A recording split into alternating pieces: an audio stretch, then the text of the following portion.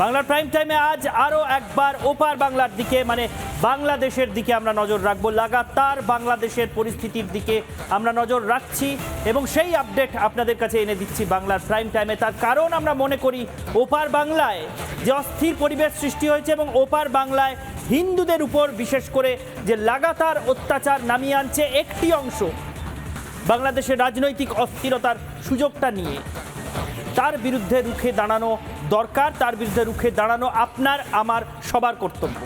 রুখে অবশ্য বাংলাদেশের হিন্দুরা নিজেরাই দাঁড়িয়েছেন এবং এইটাই বোধহয় এই সময়ে সবচেয়ে বেশি জরুরি ছিল। কোনো বহির্বিশ্বের হস্তক্ষেপ নয়, হঠাৎ করে আকাশ থেকে কোনো সলিউশন বা সমাধান নেমে আসবে তেমন নয়। আসলে বিপন্ন যারা, বিপদের মুখে যাদেরকে ঠেলে দেওয়া হয়েছে তাদেরকেই সবার আগে একটা পা এগোতে হবে, একটা ধাপ এগোতে হবে, তাহলেই সমাধানের রাস্তাগুলো খুলতে শুরু করে, না হলে হয় না। একটা প্রবচন রয়েছে প্রচলিত যে ছোবল মারতে পারুন বা না পারুন, যদি কেউ ছোবল মারতে আসে অন্তত, বা যদি কেউ লাঠি উঁচিয়ে আসে তাহলে অন্তত ফোঁস করা জরুরি। ছোবল মারতে পারুন বা না পারুন, অন্তত ফোঁস করা জরুরি। বাংলাদেশের সংখ্যালঘু সম্প্রদায়ের মানুষজন, বাংলাদেশের হিন্দুরা, বৌদ্ধরা, খ্রিস্টানরা, তারা সে দেশে শান্তিপূর্ণ সহাবস্থানই চান। তারা সে দেশে কোনো একাধিপত্য, একচ্ছত্র রাজত্ব এসব কিছু চান না। তারা চান একজন সাধারণ নাগরিকের সমান মর্যাদা নিয়ে বাঁচতে, কোনো দ্বিতীয় শ্রেণীর নাগরিক হয়ে যাতে তাদের বাঁচতে না হয় সেটুকু মর্যাদা তারা দাবি করেন, অত্যন্ত ন্যায্য দাবি। কিন্তু সেই দাবিও দাবিয়ে রাখার চেষ্টা অনেকে করেন, সেই দাবিকেও ছিনিয়ে নেওয়ার চেষ্টা অনেকে করেন। হিন্দুদের, বৌদ্ধদের, খ্রিস্টানদের ওই দেশে বারবার নানা সুযোগে, নানা অছিলায় দ্বিতীয় তৃতীয় শ্রেণীর নাগরিকে পরিণত করার চেষ্টা একটা চলতে থাকে। কিন্তু হিন্দুরা এবার ফোঁস করলেন। শুধু হিন্দুরা নন, অন্যান্য সম্প্রদায় রুখে দাঁড়াচ্ছে, বৌদ্ধরাও পথে নেমেছেন।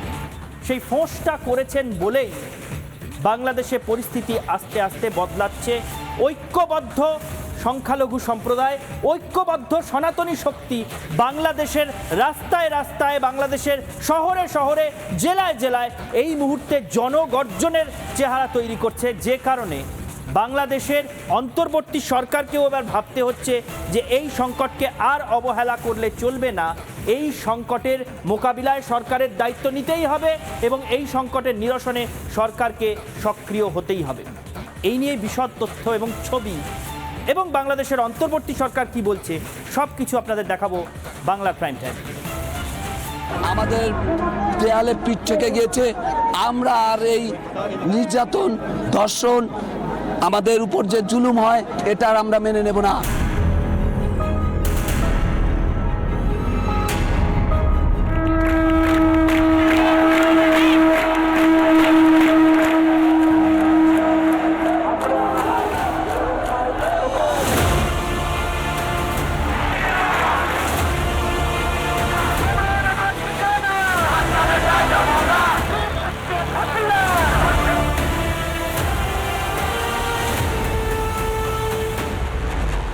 এই মাটি স্বর্গের থেকে পবিত্র ভূমি মনে করি আমি।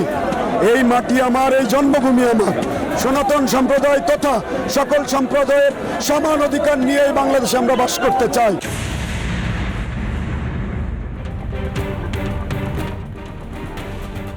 হাতে হাতে প্ল্যাকার্ড, ফেস্টুন, ব্যানার, আর তাতে লেখা আমার মাটি আমার মা, বাংলাদেশ ছাড়বো না। গোপালগঞ্জ থেকে গাইবান্ধা, খুলনা থেকে পিরোজপুর, দিকে দিকে হাজার হাজার লক্ষ লক্ষ হিন্দু সনাতনীদের মিছিল আর বুকে দেশকে আঁকড়ে ধরে রাখার প্রত্যয়। এরা সবাই বাংলাদেশি, কিন্তু নিজের দেশে তারা আজ বিপন্ন, তাদের অস্তিত্ব সংকটে। তাদের এই মাসখানেক আগে পর্যন্ত সমস্ত কিছু ছিল, তারপর দেশে যেই হিংসার আগুন জ্বলতে শুরু করলো তার আঁচ এসে পড়লো তাদের গায়ে, তাদের সংসারে। এক সপ্তাহ সময় চলে গেছে, এখনো পর্যন্ত শেখ হাসিনা বাংলাদেশ ছেড়ে চলে গিয়েছেন। সেখানকার প্রধানমন্ত্রীরা শেখ হাসিনা নেই। দেশের নতুন অন্তর্বর্তী সরকারও বেশ কিছুদিন হলো তৈরি হয়ে গেছে। সরকারের প্রধান উপদেষ্টা মোহাম্মদ ইউনূস শপথ গ্রহণের ঠিক আগে আবেগতাড়িত হয়ে চোখে জল নিয়ে বলেছিলেন সংখ্যালঘুদের ওপর হামলা হলে তিনি নাকি পদত্যাগ করবেন। হামলা বন্ধ হয়নি, না তিনি পদত্যাগ করেছেন। বোধহয় ছেলে ভোলানো কিছু কথা বলেছিলেন সেই সময়। অনেক দিন পরে তিনি প্যারিস থেকে বাংলাদেশে এসেছিলেন, তো সেই সময় বাংলাদেশে আগুন জ্বলছিল। ছাত্র আন্দোলন এর নামে যে আন্দোলনকারীরা তার সামনে ছিলেন তাদের ভোলানোর জন্যই বোধহয় তিনি বলেছিলেন।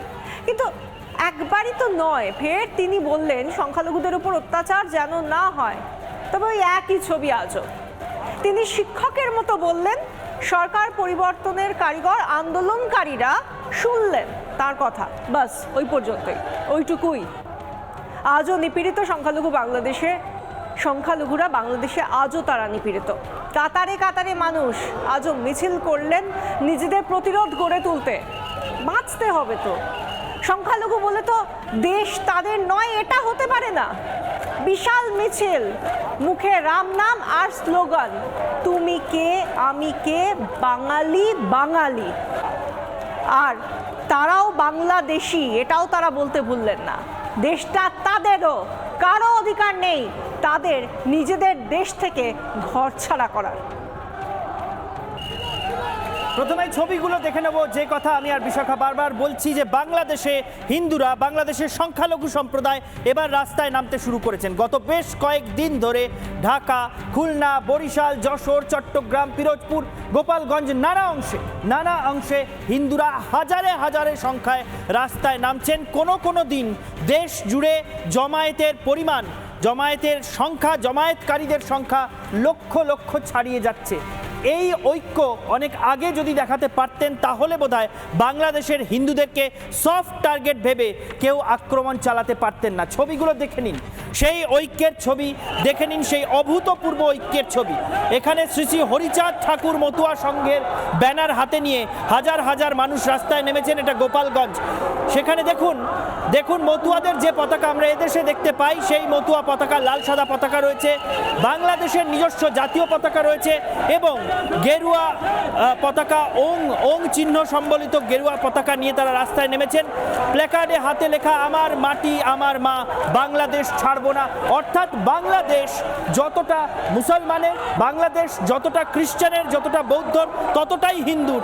এই কথাই এই মিছিল থেকে দেওয়া হচ্ছে। কোনো সাম্প্রদায়িকতার বার্তা নয়, কোনো অশান্তির বার্তা নয়, কোনো বিভেদ বিভাজনের বার্তা নয়। সবাই একসঙ্গে থাকবেন, মিলেমিশে থাকবেন।